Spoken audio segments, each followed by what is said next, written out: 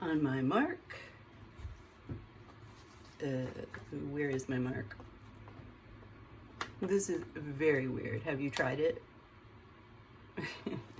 It's very weird. Is this my mark? Okay. Zine fold. Winging it through. For science. Okay. What do I mean? This is an example. This was kind of a project I started and then messed up sort of a little bit. So this is, but it'll illustrate. At one time, this little booklet was a flat abstract piece of doodles or whatever I felt like doing. Stencils, watercolor in this case. So it would, I hope this works. I feel a little dyslexic getting used to how the camera reverses things. I'm learning as I go here. So, and just a little thing I did. And I added some typeface, and I didn't like how that typeface looked aesthetically, although I absolutely love what it says. Of course, I have empathy for him. But we're not going to get into that right here, but that's just an example of some typeface in a zine fold from an abstract piece. But you can also start from a plain piece of paper, do a zine fold, you know, add yourself, your art or whatever, your collage, your text, your handwriting, whatever it is to it. And then, you know, you could even number those pages, unfold it, whatever size it is, and then make copies. Like, you know, before you glue it all together. And that thusly is how, one way how zine culture came to be, one of the ways. So just starting with a piece of paper and with a few strategic folds, we then find our way back to the front, the back cover, and where I sort of numbered these panels. 1, 2, 3, 4, 5, 6, and a back cover. And I hope, I know that's white, so I hope, you know, maybe I'll hold it higher, but then I need to adjust my lighting. So, all right. And you have a little booklet.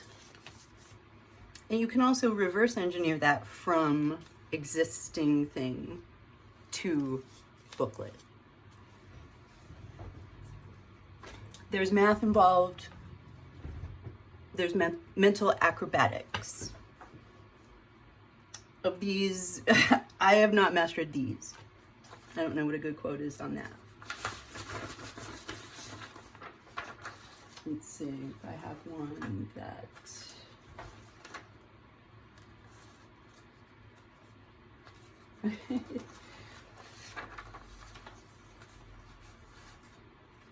is on like watercolor paper. Yeah, this is another example. This is on like a thicker paper. It was a little more difficult to fold.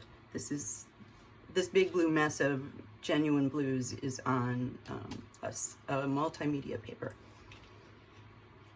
So just as an example, but just, I can almost tell from looking at this what like my emotional state was at the time by the, just, yeah, I don't want to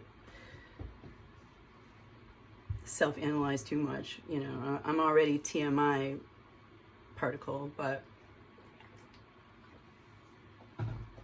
you know,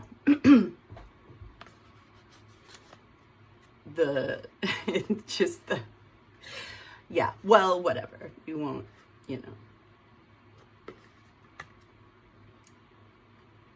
know. Just explain it all away so soon, but there we have it. So if I can maybe make the mark, my mark, the mark, a mark. Hopefully that's centered-ish. So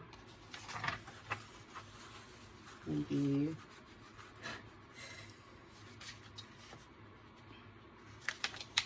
long fold.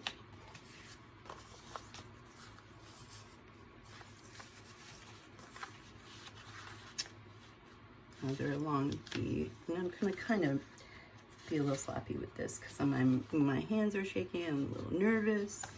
Bear with me. Thank you in advance for your kindness. Now I have a smaller rectangle, and let's make sure we have 8 panels total. So one more fold across that line. Am I still in the picture? Yeah, so much of creativity or making of any kind, writing, painting, performing, anything. I think it's like some of what you're doing is just, you know, off camera, like, you know, maybe boring, like folding things and cutting them on repeat to get a project done. There's a lot of that, you know. Anyway, but here we go, the warts and all. So then, okay, we have our, if I'm doing this right, hopefully, 8 panels. Fold along this. Now, that's why I didn't, you know, really tightly, I tried to line things up, and as we know, paper is like, you know, has its own mind at times. It's gonna fold on some fiber that it decided. You do your best. That's why you use some tools. You know, scissor handles, a bone folder, some type of maybe plastic thing to help you, but whatever, or your fingers. It feels nice. Paper feels nice. Paper feels nice. To me, I like all kinds of different papers. This is copier paper. It has its purpose, right? Comes from trees. Respect. This is a cellulose paper. It comes from, you know, the fibers go back to trees, and probably a lot of recycled fibers. Maybe some bleaching, if we're all being honest, you know. I'm gonna cut from the fold on the horizontal with 4 sections. This is the fold. Let's double check. Measure twice, cut once, right? How many projects have we? Sadly, we won't get into it. All right, so, you know, turned into collage fodder by accident, you know. It's all good though, it's paper. It's paper, you know? It's your art, it's supposed to be fun, I think, maybe? I don't know. I'm new at this. So, scissors, fold, cut only up to the end of the first section. Keep a full section to go. So, got my fold, I've got my, you know, halfway cut. Unfold it. Do some magic that's difficult to explain, but you just gotta practice some of these things.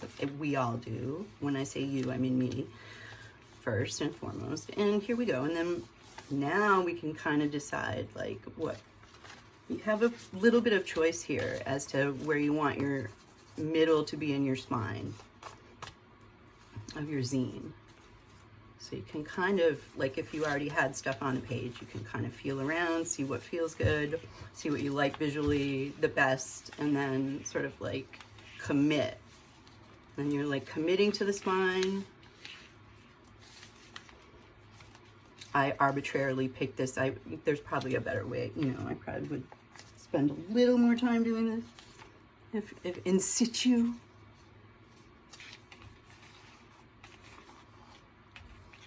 In vivo or something. And now we have our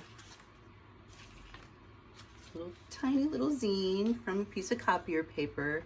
And let me tell you, if you're looking for a don't hold me to this if you're, you know, you go on my annual camping trip with me. But crowd pleaser, this one, anyone can do it, adults, kiddos, you can help real easily once you get the hang of them. You don't need the glue stick, you don't need fancy, you can do the cut, the cut even, if it's really young kids. However you want to do that, but it's a nice little activity. Like I said, don't hold me to it, I'm on vacation. No, I'm kidding. And then, you know, people have a preference as to what the top and bottom is, or, you know, how they do that, but,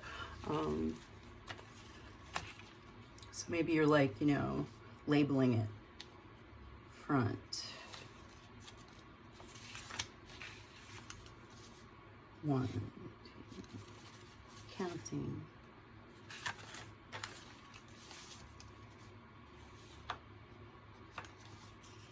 Am I in the way of that?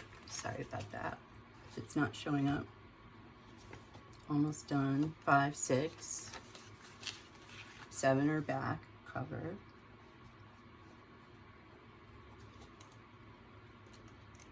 Okay. Unfold it.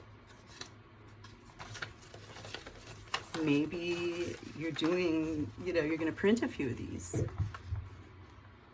you know, or at least you want to at least have the option. It's your work.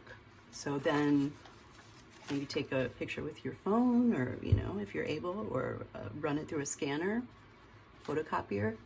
Yeah, I know that's a lot of white, so we'll get rid of that. But and there you have it. And then, you know, you can show people a real, I don't know, what do we want? What word would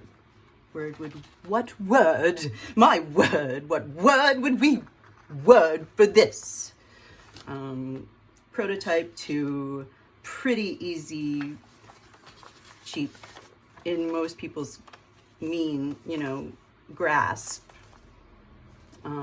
means of, you know, some type of communication that's either artsy or textual or crafty or collagely, or it's all, you know, creativity to me. Zine foldy. Back cover. Little mini spine. Front. Taking it a step further, which I don't think I'm going to do on camera, but I think at this point it would be, I might at a future time. I like to, because I'm sort of going to glue the back. I'm going to do that cut, those folds in that cut. I'm going to put glue on the back, and look how big this is. So I'm going to be strategic. I have any glue stick, really. I bought these bulk, so I'm lucky. I bought these bulk ahead of time. And now I'm happy that I did, and I'm sorry that I'm advocating for hoarding slightly. I'm only saying that it's only me being humorous to go easy on myself a little bit, you know. But I did buy like a bunch of these at once because it was cheaper and they last forever.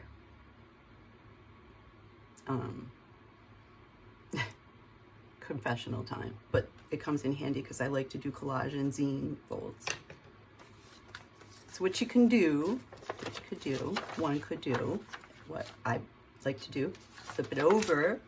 So you know, these are your panels. Maybe you put collage, text, scribbles, just because you felt like it. And maybe you're going to do more later. And then glue the back, each panel, each edge.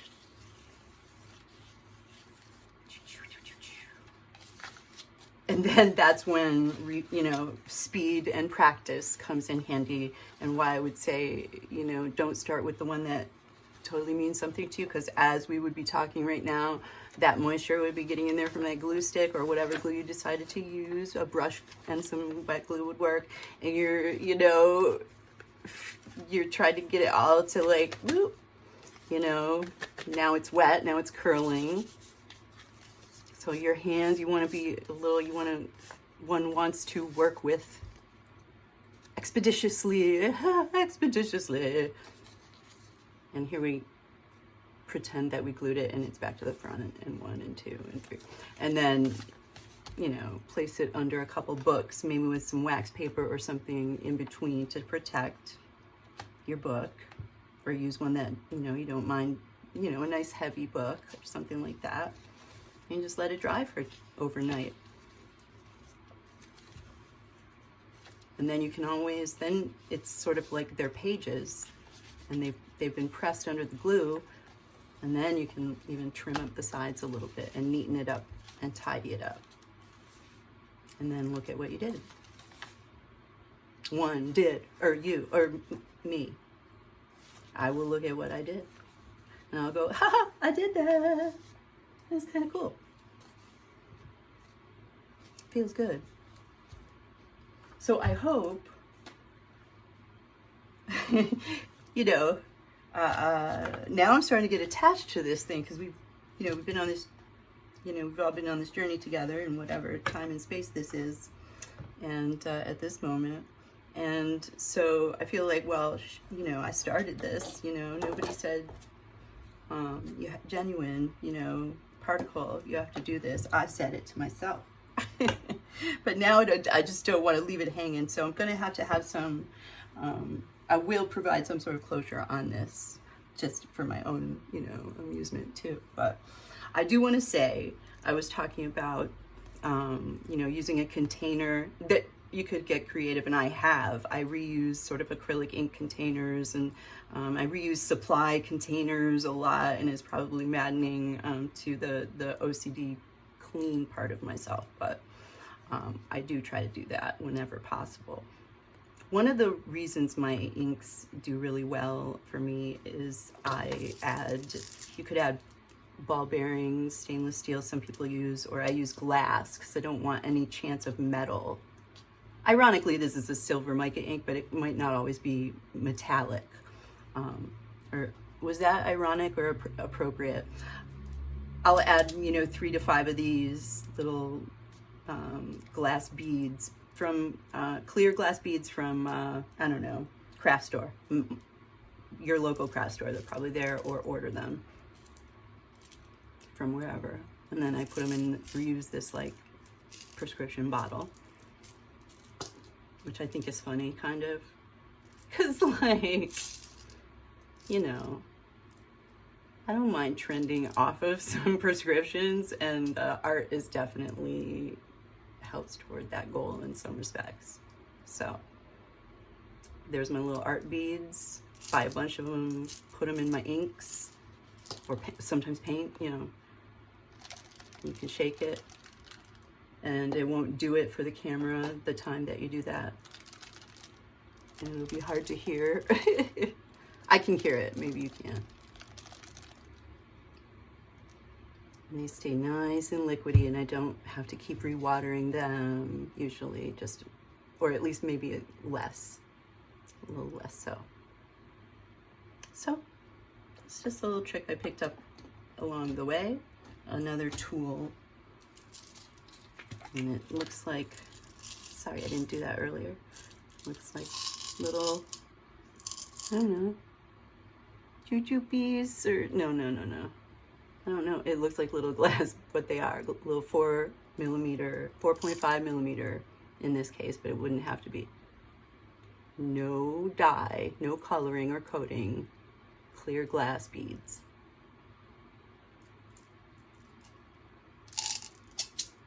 All right, if of interest, as they say.